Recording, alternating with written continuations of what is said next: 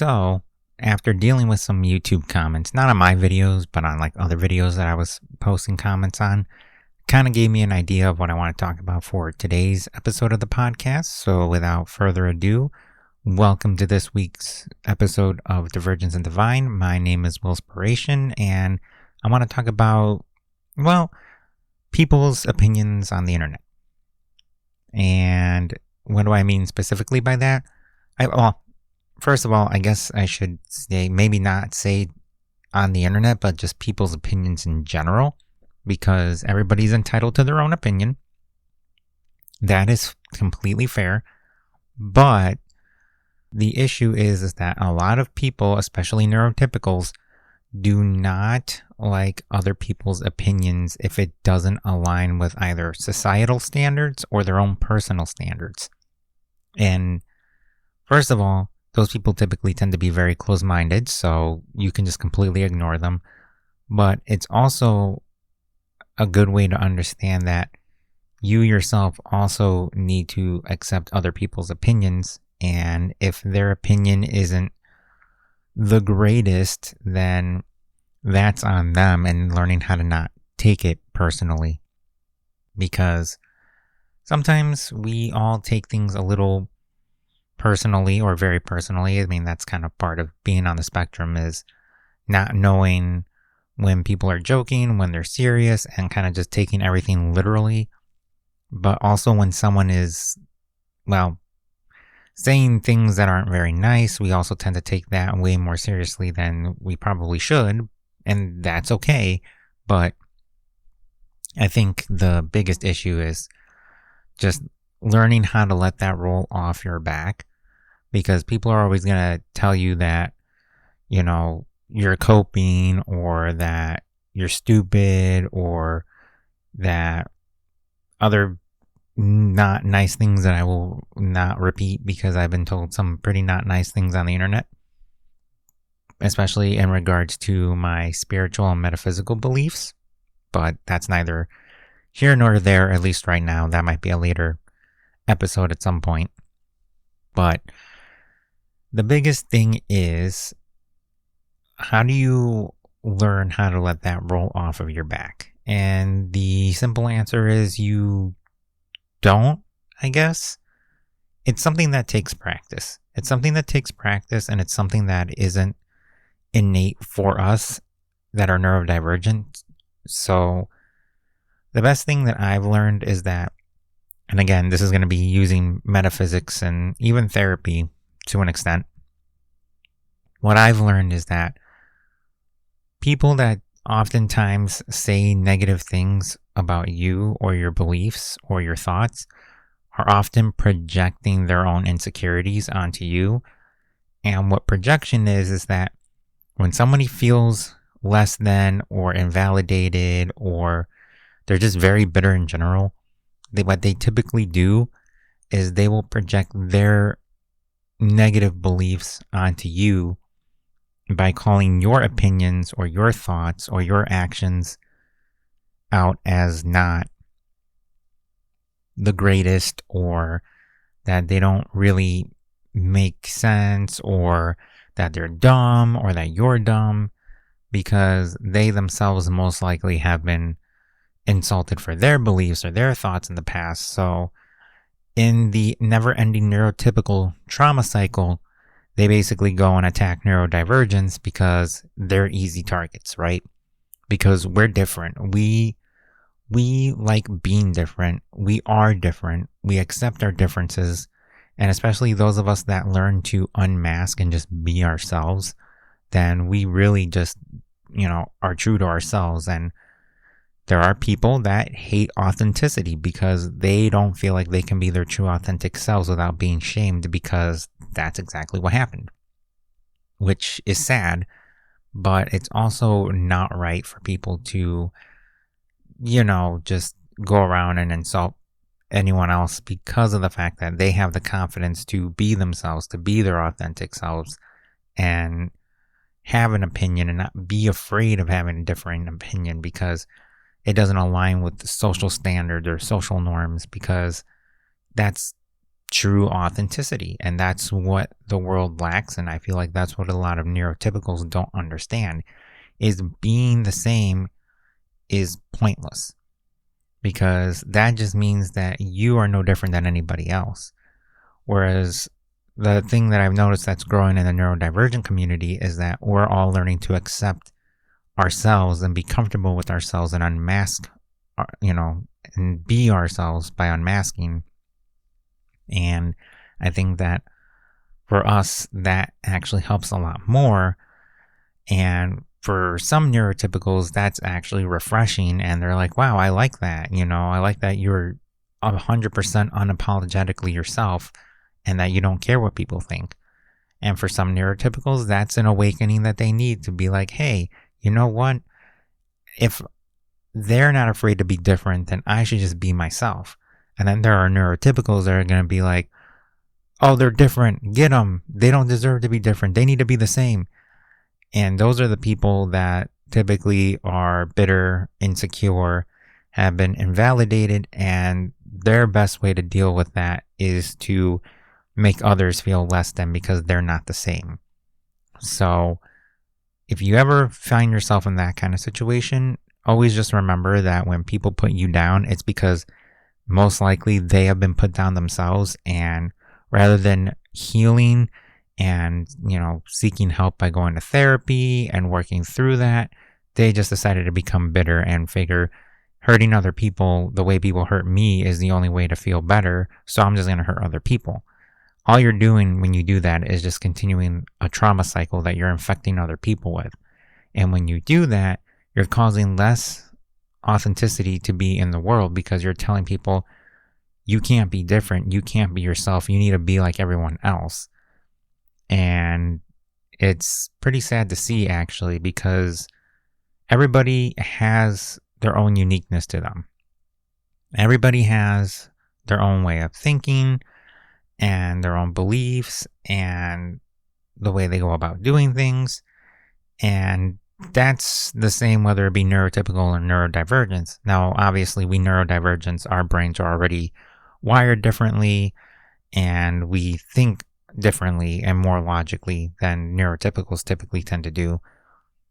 But at the end of the day, we also still have our own opinions, our own identities, our own, thought processes, our own belief systems, and that is never going to change across neurotypicals or neurodivergence, because that aspect of humanity is the same.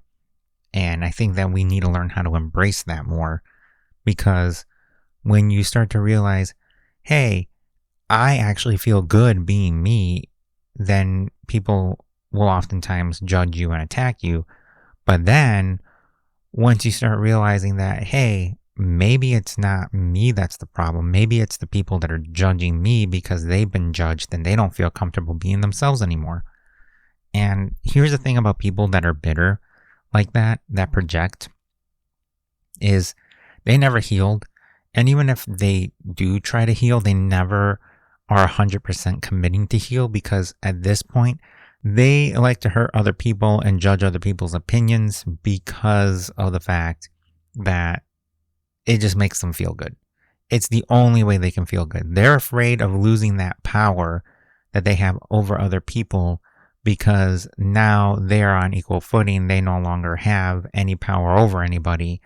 And that to them is very scary. And rather than accepting that fear and changing and growing and healing and adapting like the rest of us do, they feel safer stuck in their own ways.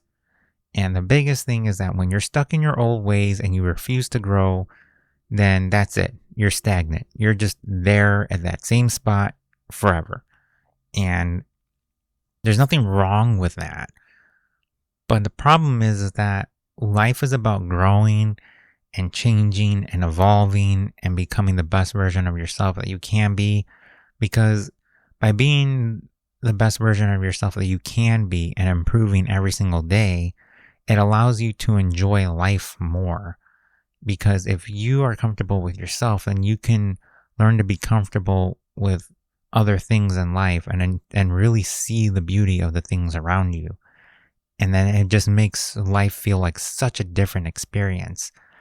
And the whole reason why the podcast is called Divergence and Divine is because of the fact that during my metaphysical journey, which is, always going to be a thing for now and always throughout my whole life, is that when you really stop to look at things from that perspective, it really kind of opens your eyes up. And then, at least for me, seeing things in a metaphysical, spiritual way, and then kind of seeing it from the logical, scientific standpoint of therapy with mental health studies and everything like that, and going to therapy, it really kind of makes you realize that there are so many facets of a person that make up a person's personality and who they are, that it's not just, it's the things that they've been through. It's the things that they've been through, the way that they processed it, whether they chose to heal or not.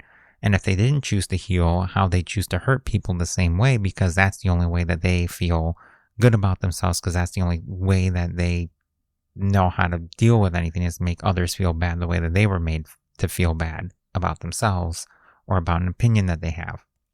And then it just kind of keeps going and going and going. And I think the biggest issue is when you're trying to heal, healing is scary. Healing is very scary because you have to face the things that, that hurt you, right? The things that you're afraid of.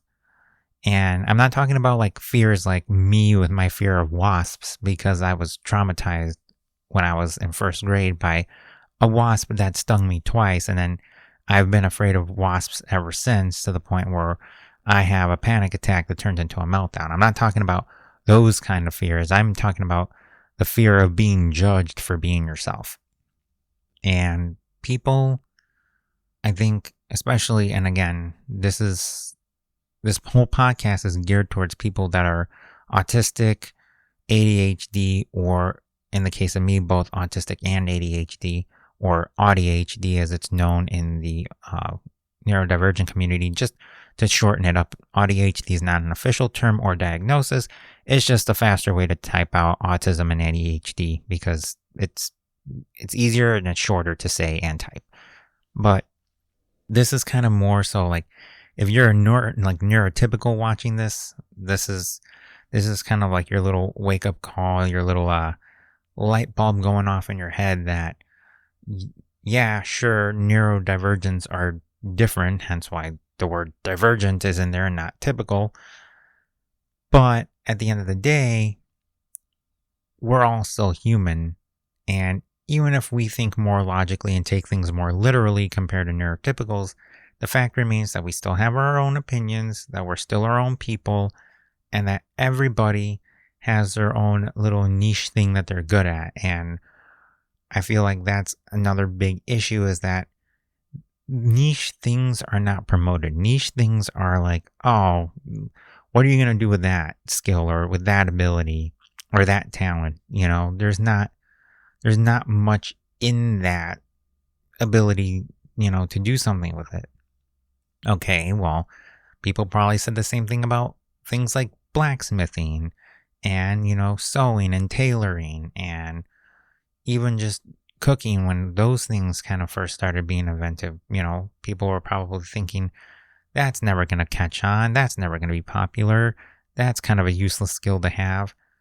And now look at modern day, and it's like, now we have clothing brands. We have, we've turned blacksmithing into like steel making factories. And now we have, metal and steel and iron, everything. We have, knives, we have utensils, we have, computers, we have phones, we have things that are made that all stemmed from the art of blacksmithing that, as time went on, became more advanced and more modernized. So by telling someone that their skills are niche or that there's not really much use in the world, you're literally quite literally, suppressing someone's ability to create the next big thing that could help humanity, or, could actually solve an issue in the world. all because it's different.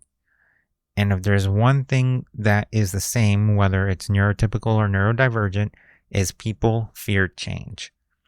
Now, for neurodivergent people, especially autistic people, change is big. Change is scary.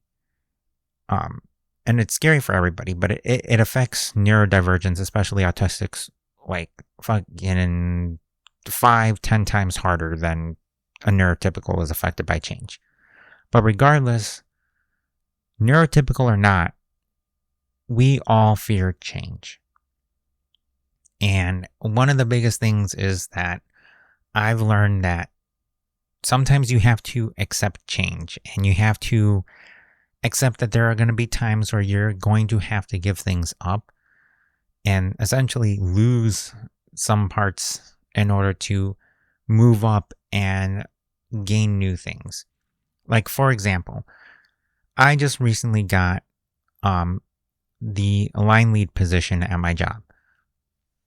And I was waiting for a couple weeks to see if I heard back from anybody, my operations manager or HR with, the offer.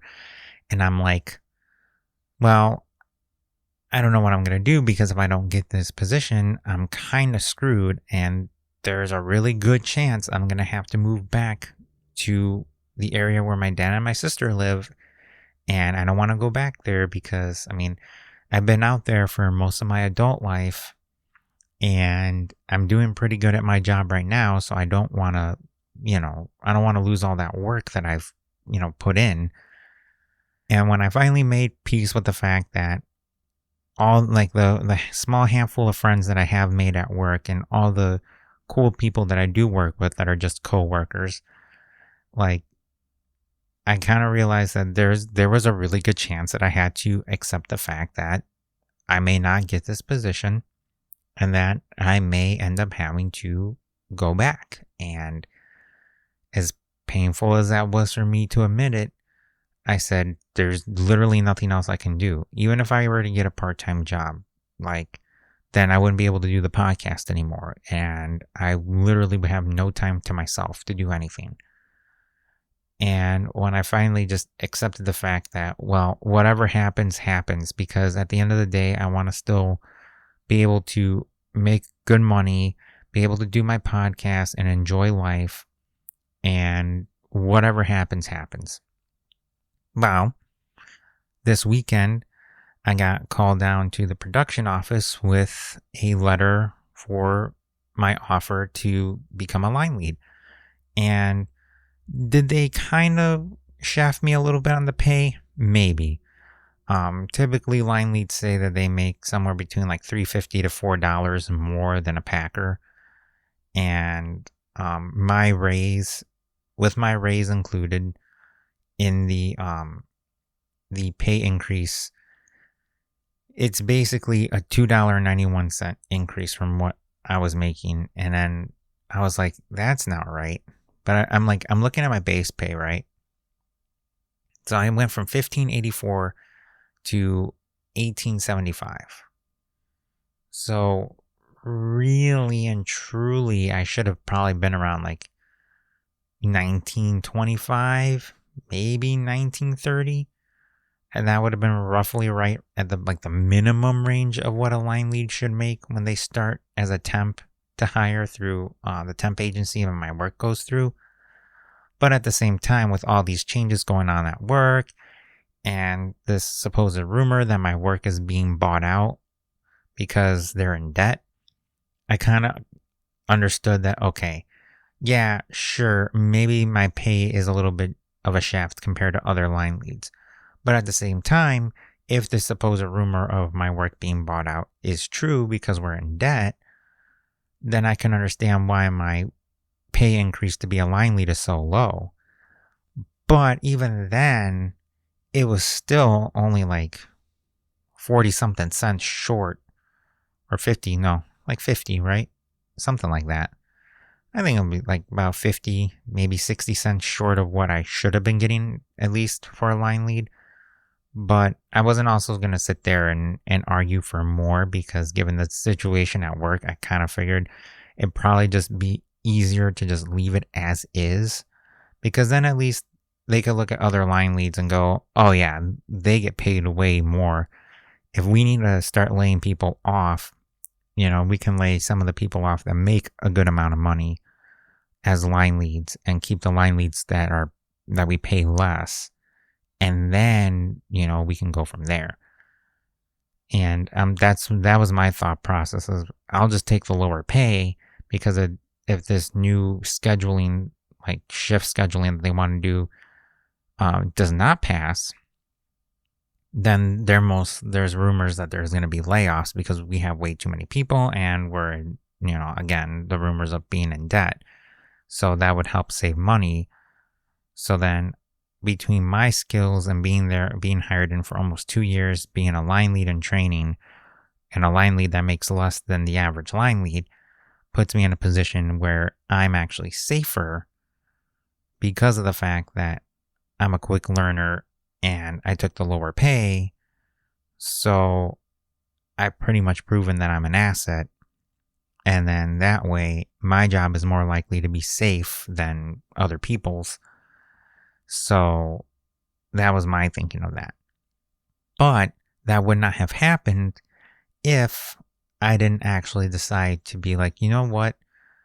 If I don't get it, I accept 100% that I'll have to move back home, and I'm okay with that now.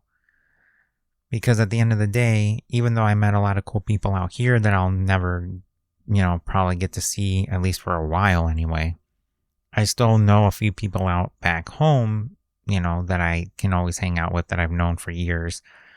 And I might meet new people and there's actually better job opportunities out there, but I don't want to give up what I have at my job right now because I'm doing so well. And then boom, I got the position. So it just kind of goes to show that when life backs you up into a corner and you want change and you want to do better, sometimes you have to just admit that you have to give something up. You have to accept that this may not go as well as you want it to, but it can also go really good, and that regardless, whatever happens is meant to happen, and that you just trust the process. And when you do, if it's something that you truly want, it will happen. And if it doesn't happen, then that means that you did not want it as bad as you thought that you did, or that the universe or God or whatever you believe in basically just said that this opportunity just wasn't worth your time and that there's something better for you out there. So it's always good to remember that. Just because something doesn't happen doesn't mean that it's the end of the world. It means that maybe it wasn't meant to happen for you because there's something better coming along. Or maybe it was a test to see, can you admit defeat gracefully and be okay with having to take a step back and then, reworking something to move forward? And sometimes it's a bit of both. Sometimes it is a test and and it is something that's not meant for you. But in my case, this time it was a test to see if I could finally admit defeat and change and go, I completely surrender. If I don't get this position, then I won't give up per se, but I will accept the fact that I would have to, move back, and it's going to be rough and a little scary to have to go to another place after only being at the place that I've been at for just a little under 2 years. But I could do it because now I know that my skill set is very impressive and I know what I'm capable of. And sometimes it's literally life trying to tell you, hey, you have proven to yourself and to others what you're capable of. You have proven that you can adapt, that you can change, that you have the skill sets to do certain jobs, and that you could easily get a job that's decent or fairly well paying, whether you have a college degree or not, because of how quick you learn things. And that is extremely impressive. And as such is the case with me, was that. And sure, I could have just moved back home and then worked where my sister works and gotten a job as a team lead easy for, like 27, 28 bucks an hour. But at the end of the day, I would rather be a line lead and be on my own. And then if something does happen at my job, then at least I have a line lead on my resume, and that it shows that I know how to operate machines, that I know basic mechanical troubleshooting, and that I know how to lead a group of people. And then that could qualify me more easily to become a team lead somewhere else and actually get paid better than what I'm getting paid now. But I can't get there without this step. And who knows, if things continue to go better, I might end up being a team lead at the company that I work for. And I could easily become a team lead at the new facility that they just built literally 30 seconds down the road from my apartment. So, I mean, there's a lot of possibilities, but, I basically said, this is what I'm resigning myself to.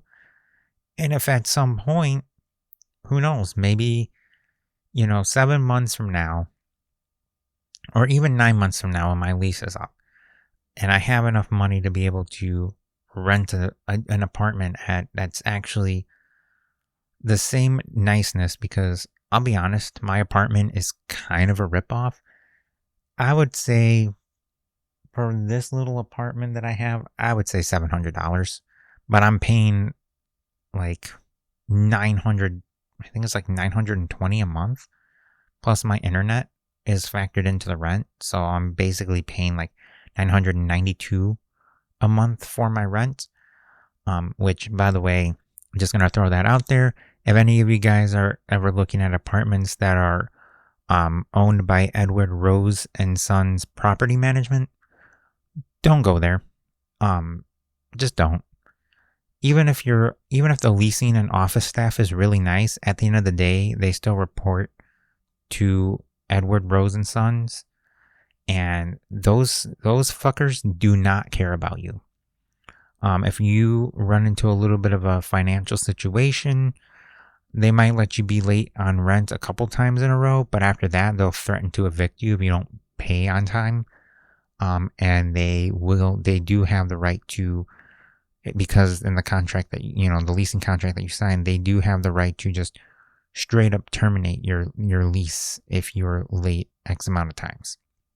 So just remember, Edward Rose and Son Property Management is pretty evil. If you ever think about renting an apartment that is managed by Edward Rose and Sons, do not do it. You will regret it. I just didn't have a choice. This was the only apartment complex in my area that had an available apartment.